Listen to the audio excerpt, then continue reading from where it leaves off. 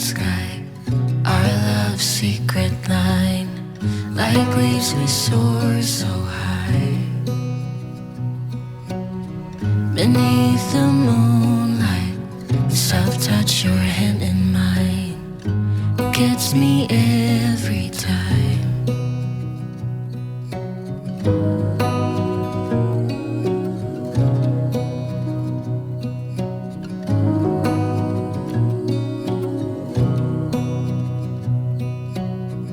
Lost in the city lights, our love's electric, right? You make me feel alive. I know July is gone. You make me feel at home in the neon glow. Hey guys, welcome back to the channel. Today I have an old federal style buffet, a really great transfer, and a fabulous idea, and we're gonna make something happen. Scott and I got this buffet off the side of the road probably a year and a half ago, and it's been sitting in a storage pod since then. It might look decent from afar, but as you get closer, there is a lot of damage to it. There is so much that needs to be fixed on this, that needs to be glued back down. This caulk beading is gone. The veneer work needs to be fixed. The veneer work is lifting here. It's damaged all over. More caulk beading gone. But the insides of these drawers are in amazing condition. There's no smell, there's no mold, there's no mildew. I wish it could be saved, but as you see, there's quite a bit of damage that needs to be addressed. And the vision I have for this piece, I think, is gonna be absolutely fabulous. The hardware is a antique federal style hardware that is done in an unlacquered brass finish. And what that means is it will age and patina on its own, which some of it has done. And how cute is this transfer? It's called Froggy Meadow Greens. And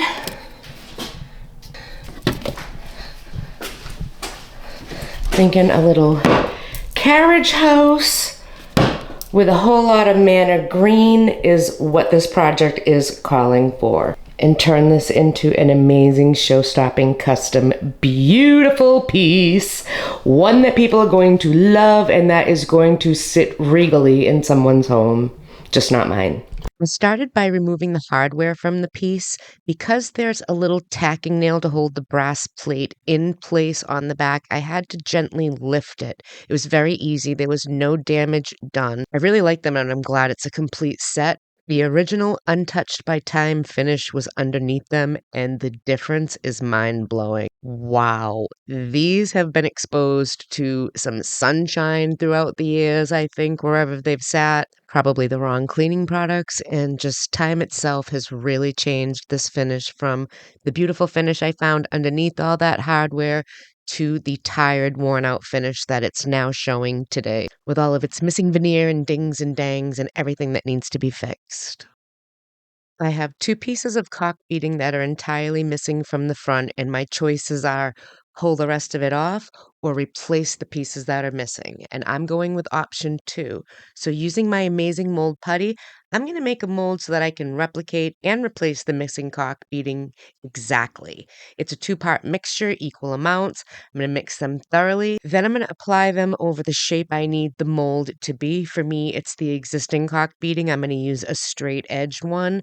And I'm going to use stir sticks to flatten what will be the bottom of the mold so it'll sit flat once it's cured and I go to pour the resin in it. This is a really great and easy product to use and an absolute must-have in my studio because it saves you so much. Without this, I'd have to rip the existing caulk beading off and fill it all in. With this, I can make the caulk beading appear again. Poof, like magic. They don't call it amazing for nothing. Using my good old brown glue, I am going to repair that veneer that is popping up. I could just pull it off since I'm painting the piece and Bondo it up, but I can also just as easy and even faster glue it back down. I love Old Brown glue, but the thing about Old Brown glue is you have to warm it up to use it. So I'm going to heat up some water in my kettle to boiling. Once it's boiling, I'm going to pour it in a container and I'm going to set my container of brown glue in there so that it can kind of melt and get into the liquid form so that I can use it. This is a great glue to have for wood repairs, and it actually does have an expiration date with it too. When summer's fading, there's nothing to do but bask in the glory of the winter sun. Maybe this is the season of love.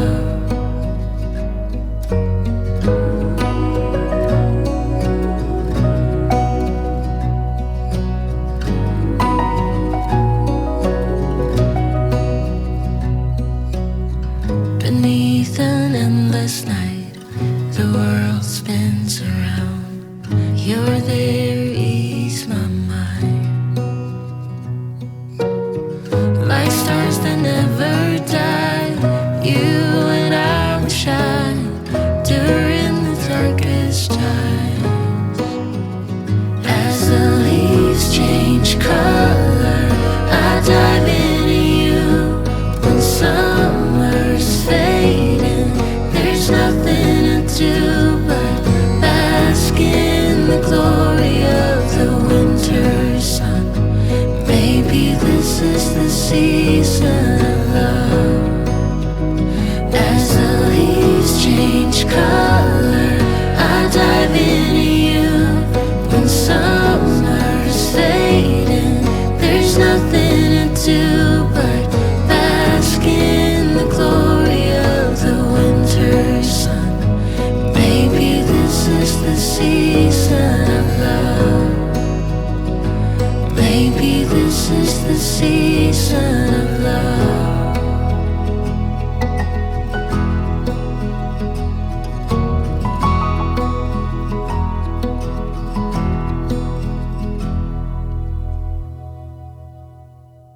The body of this is in much worse shape than the drawers were, for sure.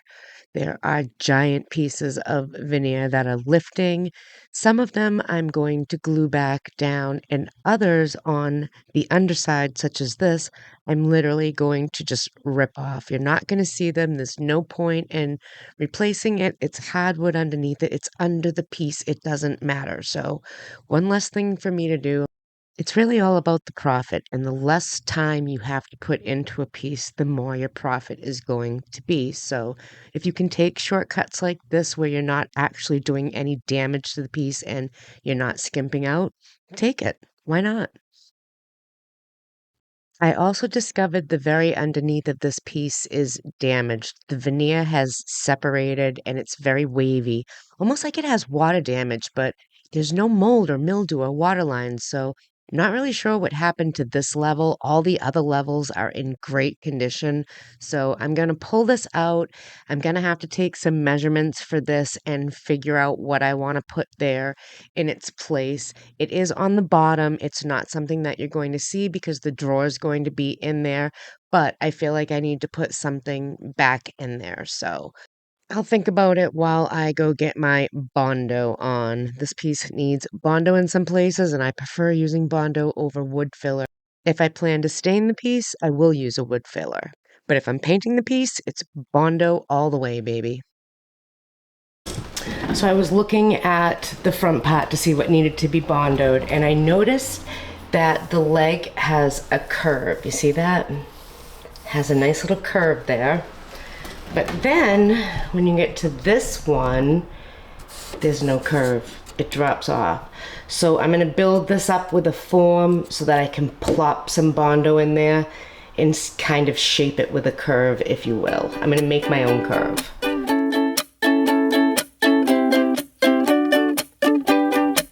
You said let's jump on the bus and take a ride downtown. Well, I don't know about that, but can you help me first to get these boxes down?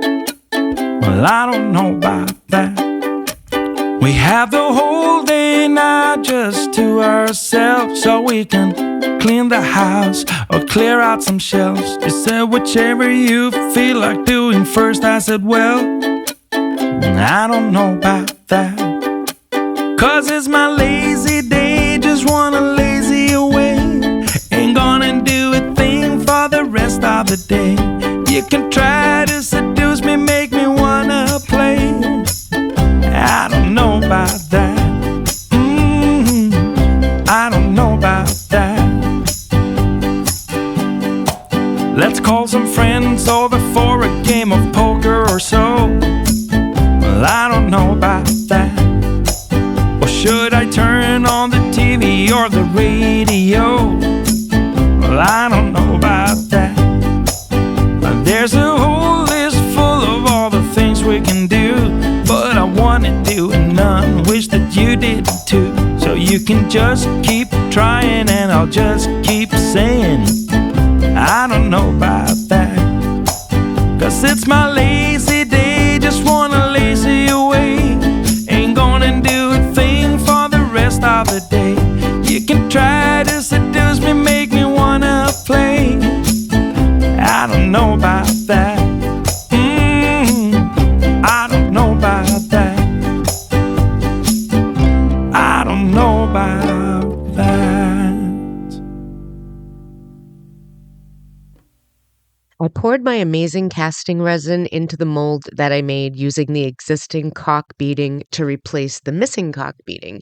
And now that it's set up, I'm actually going to add some glue to the space and pull this out of the mold. And it is so amazing how this actually works to replace it. You are not going to be able to tell. It has all of the grooves, every shape that the original caulk molding has, this replacement has. In this particular mold, I am actually going to hold on to because this style of caulk beading is very common on old pieces. And I actually have 2 pieces that are missing caulk beading just like this. And boom, now I have a mold that I can use when I need to replace pieces that are missing on other pieces. How amazing is that? And it really works. Like, it works so good. Wait till you see it at the end. You're not going to be able to tell whatsoever. I'm going to let this cure and I'm going to start priming the body. I prefer gray primer to white primer. Much, much better. Really makes vibrant colors pop, jewel tones show up better, reds, greens, blues.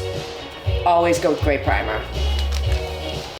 Using a chip brush and my mini roller with a smooth nap, I'm going to apply the primer onto the piece, starting with the base so that the drawer can set up where we just replace that caulk beading. There's a great debate going on, between the gray primer and the white primer, and it truly is a matter of preference. But if you do think logically behind it, the gray is actually a better choice. It really does make the colors stand out better, even white. It's not something you can buy off the shelf. You have to know someone in a tinting store that can tint primer because it's not like tinting paint.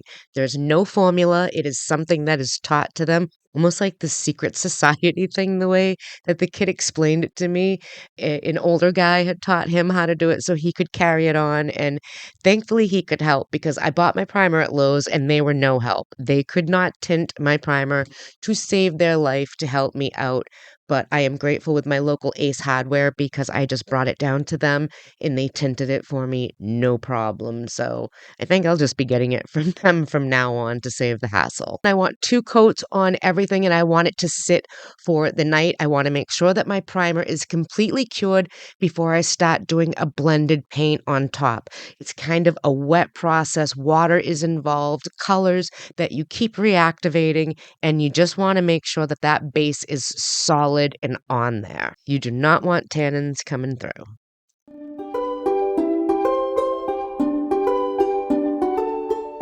Before we get back to our project, I want to take a moment and talk about today's sponsor, Ultra Human. I have to admit, I was a bit skeptical about it when I first heard of the product, thinking, just another Fitbit for my finger. Boy, was I wrong. This is a smart ring that tracks health, wellness, and fitness metrics, such as heart rate, skin temperature, activities, workouts, and even stress. It monitors your HRV, which is your heart rate variable, Very important things to know. And the sleep metrics that it monitors are unbelievable. It doesn't just tell you how long it sleeps, it breaks your entire night's sleep down into different categories, letting you know what stages achieved optimal rest for yourselves and what needs work in other areas. I was blown away. I thought sleep was just sleep. This ring's not only comfortable and pretty, but its tracking accuracy is off the charts. This is a smart ring that does it all. I was blown away when I downloaded the app on my phone and saw all that this ring can do. I've never seen anything like it. We're talking real-time live updates on your body. In all honesty, this ring has not just become a game changer, it's also become a lifestyle changer for me. And I find myself clicking on this app more than I'm clicking into social media. This has given me an awareness of my own health journey that I never knew I had. And everything about my body is right at my fingertips, literally. Ultrahuman makes it so easy to get your own smart ring. To start off, they're going to send you a ring sizing kit that's yours to keep. You don't even have to send it back. It comes in sizes that range from 5 to 14, and that allows you to get an actual feel for the ring and the size. And these aren't cheap made in China samples, let me tell you. These are quality, comfortable bands that they actually suggest you wear for 2 days to make sure that that is the right size and the right finger for your smart ring. Another thing that comes with your sizing kit is samples of the finish. And I'm not talking pictures, I'm talking real authentic samples so you can genuinely see what the different finishes it comes in looks like. Really, not something through a magazine and trying to decipher it. You get exactly what you want this way, and I love that. I love that they take the extra time to elevate this to a very high quality experience. Once you've decided on your ring size, you simply let Ultrahuman know what that is and you pick the finish that you want. Mine is raw titanium and I absolutely love it. They ship it right out to you and you'll have it in no time. When you receive your package, it kind of gives me an Apple vibe. I really love the sleekness of the box and how it's kind of something special. You know when you open this lid, there's going to be something amazing in it. And presto bango, you better believe there is. It's your new Ultrahuman Ring Air and it is fabulous. Also included in your kit is your charger and the instructions for how to get going. I am obsessed with my Ultrahuman ring. I didn't know I needed one. I didn't even know I wanted one, and now that I have it and I can track my own health and wellness journey, I'm literally obsessed. Did you know you have a caffeine window where caffeine is actually optimal for your body, where it does good in your body? And it's not when you first wake up so that you can wake up, which means now when I get up in the morning, I'm drinking water. I've never done that before. It's insane what this ring has sparked inside of me as far as keeping track of my own body. I can get real live temperature updates, heartbeat updates. The ring tells me when I'm stressed and I need to kind of chill back and relax a little. It'll also tell me if I've sat too long and tell me to just get up, stretch your legs and move around, because all of that, even small little movements for just a few seconds, is pivotal to your well-being. It does so much for your body and I had no idea, and I cannot believe it took this smart ring to get me on this health and wellness journey. Ultrahuman is offering my viewers an exclusive discount on this amazing Ring Air. Phenomenal. I have to say this is absolutely a phenomenal offer. Not only is the link here, but I'm also going to make it easy and put it in the description for you below. And by using my exclusive code SeanLynn10 at checkout, you can get your very own smart ring and charger. I'm telling you, this is a game changer. This product is up there. This product is worth it. There are similar ones that I have seen in Target for way more money than Ultrahuman is offering you guys in their special offer. So definitely hop on that train, go check it out. You will not be sorry. And I think it's going to spark something even in yourself where you're just going to be amazed with your own body and tracking it. Because by knowing what your body's supposed to be at and what it does, not just a feeling, but actually kind of seeing your own kind of cardiology all to it machine right there, you can kind of keep up and maybe get ahead of problems And I love that option. I'm all about being proactive. Who wouldn't be? Who doesn't want to be proactive with their health? Once again, thank you to Ultra Human for sponsoring today's video. And now let's get back out into the studio and finish this project. I am so excited to see it come together. The fun stuff's coming now. I'm gonna start getting the paint on my piece and get my blend going. This is the base layer of the blend and it's not supposed to look real good. A lot of people get very nervous doing this blend thinking, I can't do it, I can't do it. Yes, you can. You absolutely can do it and it's so easy. Your first step is to decide how many colors you're using. I'm using 2, maybe I'll bump it to 3 when I do the second coat, but I'm just gonna use these 2 for now. And you wanna look at your piece and go, okay, where do I want this blend to be? Now for me, I don't want a whole big center of a blend. I just kind of want it down the middle and then the darker green all around that, and we work into each other till we get to that center point. And I'm gonna apologize in advance if you hear any like truck backup beeping, because they're overdeveloping like crazy in our area. The poor wildlife, I don't even want to talk about that. But if you hear that, I apologize. Now it is a beautiful warm day. My windows are open and I'm not closing them for these fools. So we're gonna get to work, and if we hear a beep or 2 along the way, that's just how the cookie's gonna crumble. I used to be so scared to do blends. I was like, I can't do it. It doesn't look right. It wasn't that I couldn't do it, it's that the technique for doing it wasn't right for me. There are several ways to do blends. You can do them with brushes, you can do them with sea sponges, you can do them with cloths, paper towels, paper bags. Lots of things will create the blend that you're looking for. And you just have to find the technique that works for you. And my green, and I'm gonna really get this on here. Doesn't matter if it comes on up there. You can totally wipe it off. I've got plans for the top. And that's not gonna hurt anything. Pay attention to drip spots. Corners, you wanna make sure you go over them really well. You do not want drips ruining all of your beautiful hard work. Use your brush to stipple paint in areas that are otherwise hard to reach, like this beaded trim. That goes right in there perfectly. Now, I'm gonna take my carriage house, literally gonna come in the center, cross hatch, get it on there, bring it to those edges, like so. Now this is my green brush. So my green brush is going to go back because I don't want to mix my color brushes and get them mucky. I'm dipping in my paint instead of dipping in a container, so I want to keep my brushes very clean. I'm gonna come in with a blending. I'm gonna start with my smaller drum. I'm gonna give it a spritz of water.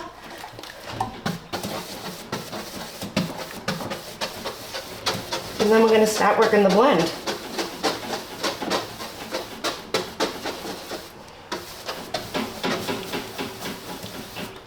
The center is definitely lighter than the outside. I am wiping my brush off.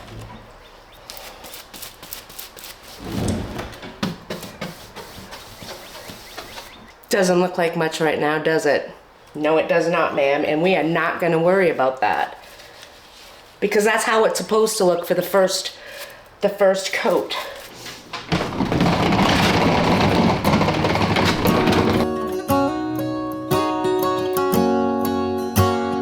First time I ever saw you, I fell in love when you entered the room.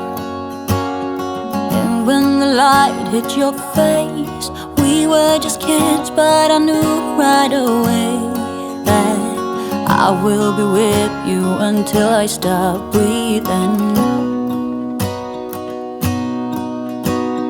I will keep loving you as long as my heart's beating. Oh, hold me close, promise 'cause you won't let go. I'm nothing without you. I don't know what I would do without you. I've got the base of my blend down, and even though it doesn't look like much, guys, just trust the process and trust yourself. It's going to turn out stunning. But before we can move on to the next step, it has to dry completely. So I'm going to move on to the top. I plan on doing a faux wood technique on the top. So I am going to use my Fusion Mineral Paint in Algonquin, and I'm going to get 2 layers of Algonquin on the top of this. I'm using this shade as a base undertone to wood, and you can use anything you want to do this, any tone, any shade, any depth. This one I find to be a really good choice because I can darken it so much more as the process goes on, and I love that it has that real authentic aged look. So 2 coats of this goes on, and then that has to completely dry before we move on to the next step. So while that's drying, I know the base is ready. Let's bounce back to that and get the final blend on. This is dry, and I'm going to go back in with coat number 2 for the blend.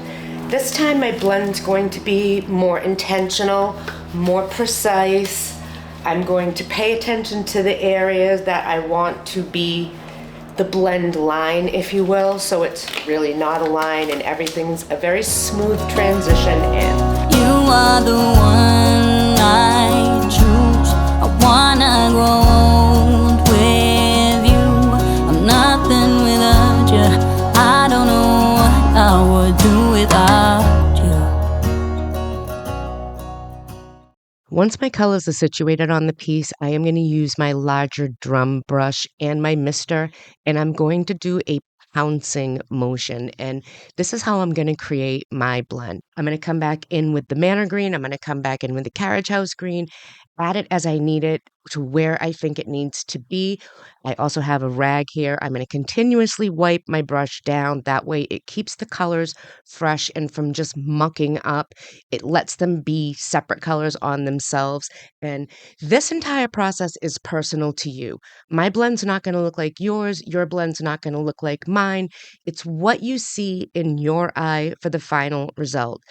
I actually want to kind of grunge this piece up a bit and add some age to it. So I also decided to just take that brush with the color it has on it and pounce it over the darker Manor green.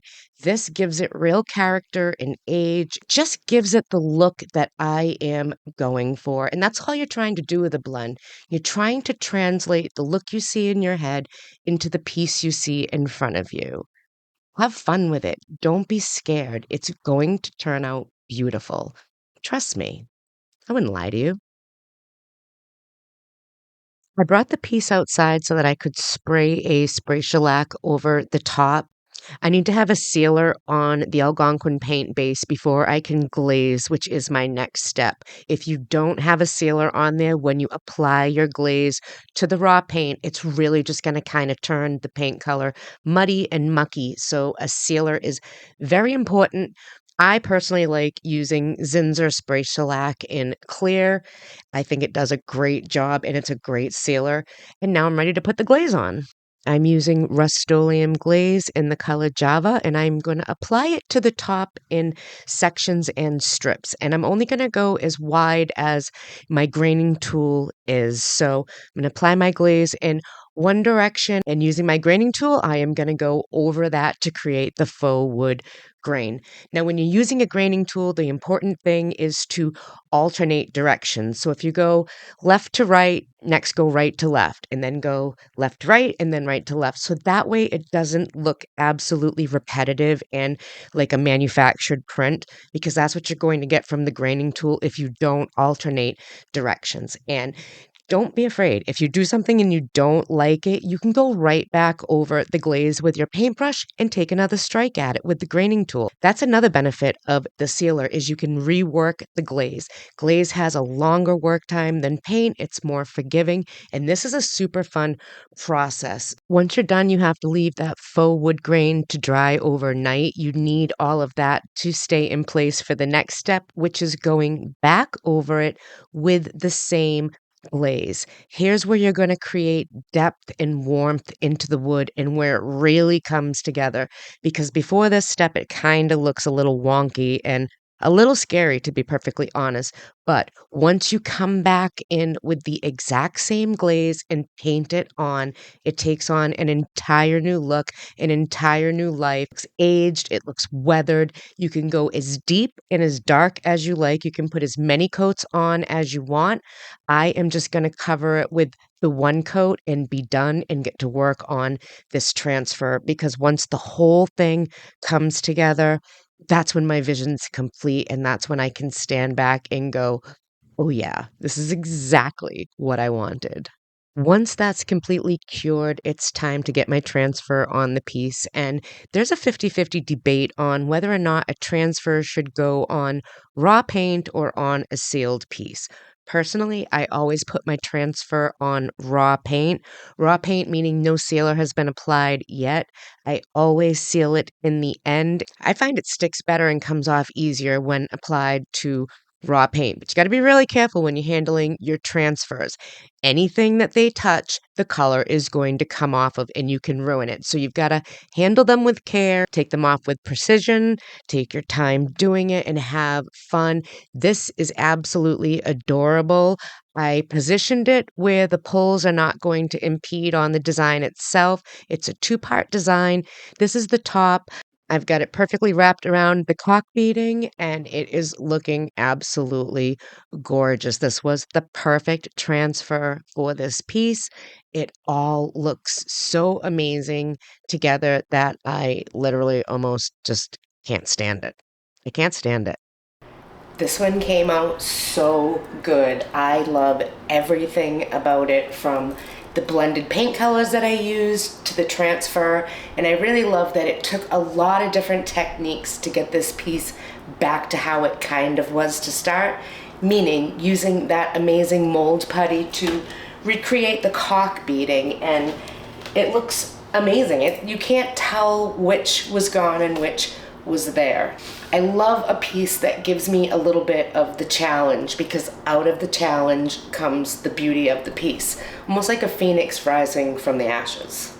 I wasn't sure about the top when I first started it, so I let it sit for the night and then I darkened it up, and I actually really love it. I love the rustic vibe that it brings to the whole piece, and I decided against cleaning up this gorgeous brass hardware because it's tarnished perfectly. It has patina, it has character, and I think it goes really, really good with this piece. It wouldn't look right if I cleaned it up.